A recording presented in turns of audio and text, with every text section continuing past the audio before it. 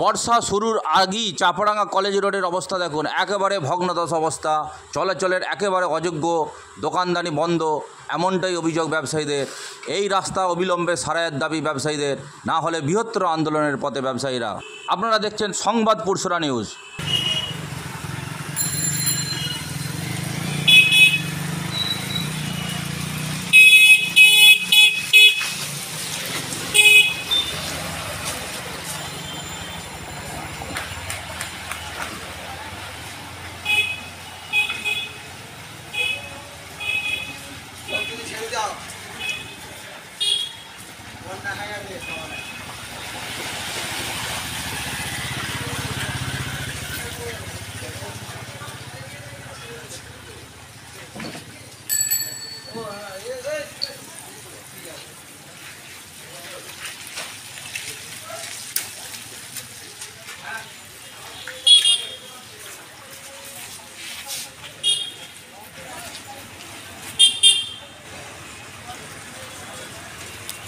আপনারা দেখছেন সংবাদ পুরসরা নিউজের পর্দায়, সঙ্গে আমি বাবু মিদ্দা।